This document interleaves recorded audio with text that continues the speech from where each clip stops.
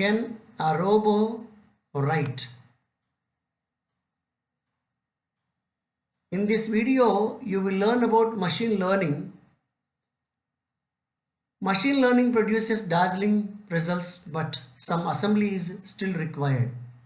You might have seen a recent article from The Guardian written by a robot. Here is a sample. A robot says, I know that my brain is not a feeling brain, but it is capable of making rational, logical decisions. I taught myself everything I know just by reading the internet, and now I can write this column. My brain is boiling with ideas. Listen to the whole thing and you may be astonished at how coherent and stylistically consistent it is. The software used to produce it is called a generative model, and they have come a long way in the past a year or two. But exactly how was the article created? And it is really true that software wrote this entire article. Get news that's free, independent and based on evidence. How do machines learn to write?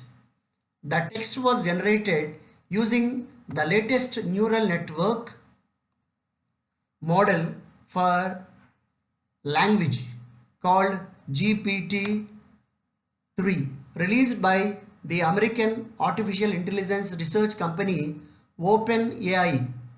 GPT stands for Generative Pre-trained Transformer.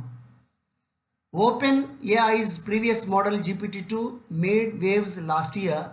It produced a fairly plausible article about the discovery of a herd of unicorns, and the researchers initially withheld the release of the underlying code for fear it would be abused. But let us step back and look at what text generation software actually does. Machine learning approaches fall into three main categories: heuristic models, statistical models, and models inspired by biology such as neural networks and evolutionary algorithms. Heuristic approaches are based on rules of thumb. For example, we learn rules about how to conjugate verbs. I run, you run, he runs, and so on. These approaches are not used much nowadays because they are inflexible. Writing by numbers. Statistical approaches were the state of the art for language related tasks for many years. At the most basic level, they involve counting words and guessing what comes next.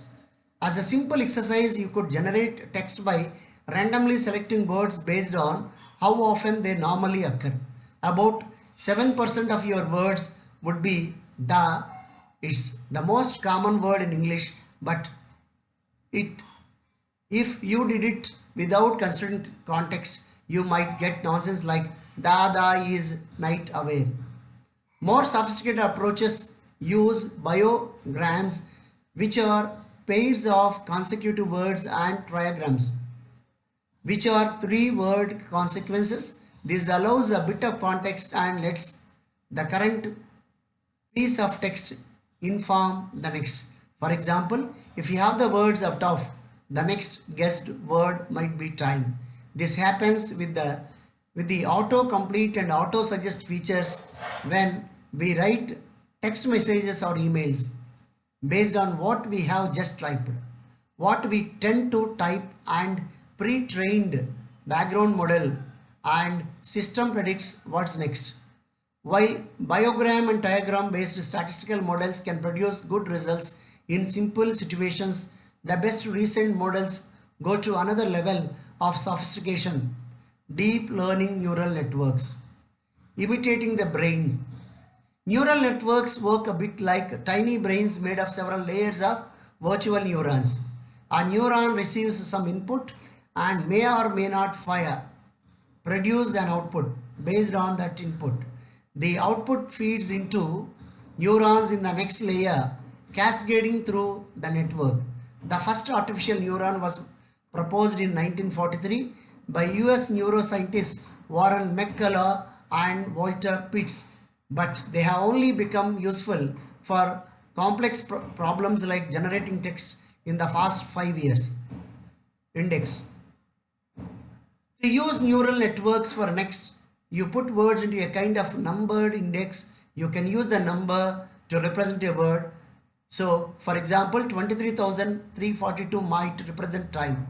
Neural networks do a series of calculations to go from sequences of numbers at the input layer through the interconnected hidden layers inside to the output layer. The output might be numbered representing the odds for each word in the index to be the next word of the text. In our out of example number 23,432 representing time would probably have much better odds than the number representing do. What is so special about GPT-3? GPT-3 is the latest and best of the text modeling systems, and it's huge. The authors say it has 175 billion parameters, which makes it at least 10 times larger than the previous biggest model. The neural network has 93 layers, and instead of mere trigrams, it keeps track of sequences of 2048 words. The most expensive and time consuming part of making a model like this is training it, updating the weights on the connections between neurons and layers. Training GPT-3 would have used about 262 megawatt hours of energy, or enough to run my house for 35 years. GPT can be applied to multiple tasks such as machine translation, auto completion, answering general questions, and writing articles. While people can often tell its articles are not written by human authors, we are now likely to get it right only about half the time. The robo writer. But back to how the article The Guardian was created, GPT-3 needs a prompt of some kind to start it off. The Guardian's staff gave the model instructions and some opening sentences. This was done 8 times, generating 8 different articles. The Guardian's editors then combined pieces from the 8 generated articles and cut lines and paragraphs and rearranged the order of them in some places, saying editing GPT-3's op-ed was no different to editing a human op-ed. This sounds about right to me based on my own experience with the text generating software. Earlier this year, my colleagues used and I used GPT-2 to write the lyrics for a song we entered in the artificial intelligence song contest, a kind of artificial intelligence Eurovision. Artificial intelligence song Beautiful the World by Uncanny Valley. We fine-tuned the GPT-2 model using lyrics from Eurovision songs, provided it with the seed words, phrases, then selected the final lyrics from the generated output. For example, we gave Euro GPT-2 the seed word flying and then chose the output flying from this word that has gone apart but not flying like a trumpet. By automatically matching the lyrics to generated melodies, generating synth sounds based on koala noises, and applying some great very human production work, we got a good result. Our song Beautiful the World was voted the winner of the contest. Co-creativity, humans and artificial intelligence together. So can we really say an artificial intelligence is an author? Is it the artificial intelligence, the developers, the users, or a combination?